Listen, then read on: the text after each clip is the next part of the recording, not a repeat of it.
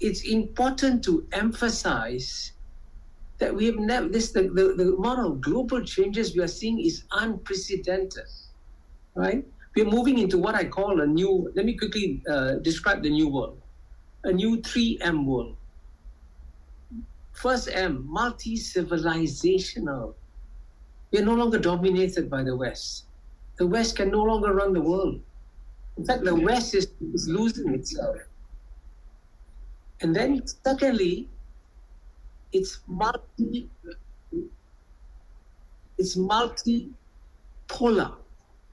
And there are other powers also emerging in this world. And thirdly, it's multilateral. So it's a different world. And it's in this context that you're seeing the changes between China and India. Both are adjusting to a new world that is coming in a positive way. Indeed. Well, I think certainly the most important organization that both China and India belong to is BRICS. And you can see that that this is one club that is a sunrise club. Everybody wants to join BRICS. Lots of new members. The G7, by contrast, which used to run the world, is a sunset organization. Its power and influence is diminishing. Its share of the global GNP is diminishing. When this century began, the G7 economies were much bigger than the BRICS. Now they're smaller than them. So clearly, this is the one thing that is bringing China and India together. But also at the same time, I must emphasize that China's and India's rise is part of a broader Asian rise. And very few people in India would mention ASEAN, Southeast Asia, where I come from. But in the year 2000, Japan's economy was 8 times bigger than ASEAN. Now it's 1.3 times big. And by 2030, ASEAN is going to be bigger than Japan, which was the second largest economy when this century opened. So there are structural shifts happening in the world that we have to be cognizant of. And by the way, both China and India want to work closely with ASEAN. Indeed. And so it's the broader rise of Asia. Well, there's absolutely no question that India has got a magnificent opportunity to play a bigger role in global manufacturing, to play a bigger global role in supply chains, no question whatsoever. But to do so, I think it's important for the Indian economy to open up and integrate with the rest of the world. I'll give you a simple example. There's a regional free trade agreement called the Regional Comprehensive Economic Partnership that, as you know, India participated in the negotiations and so on and so forth. And India decided, it has a sovereign right to do so, not to join the RCEP. But the econometric studies show that India would add billions to its economy if it's integrated with East Asia. And as you know, most of the manufacturing today comes from East Asia.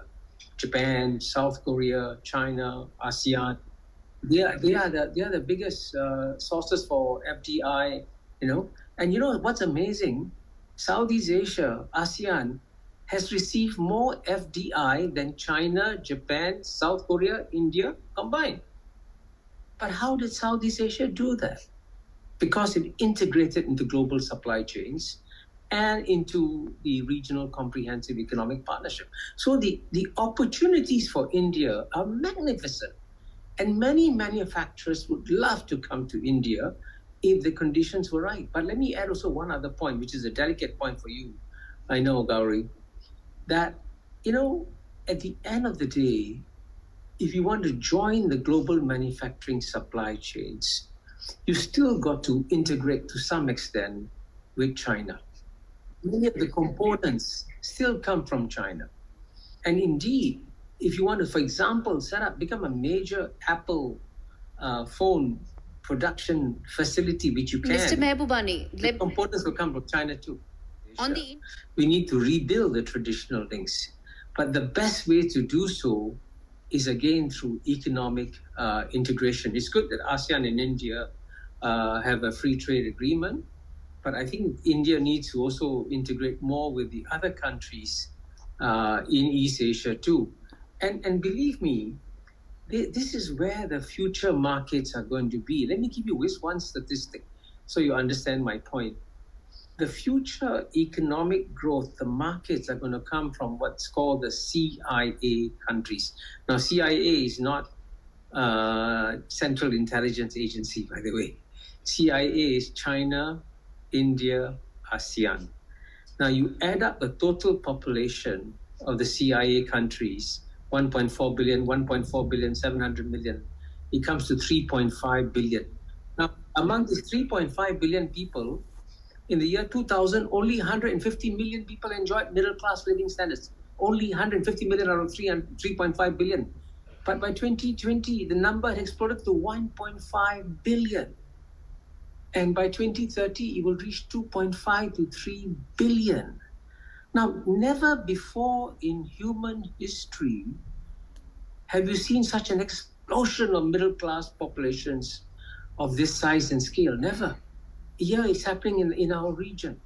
So for India to act east or look east, it is definitely going to have to integrate with this region. That's where the future growth markets are. And psychologically, therefore, I know many in India still want to look west to some extent, but the West is completely lost geopolitically and economically. And frankly, as you watch the populist parties, even domestically, the West is in trouble. That's not where the future growth is going to come. Certainly not from Europe. Certainly from the United States, yes, but not from Europe. So therefore, looking east and acting east is the future for India.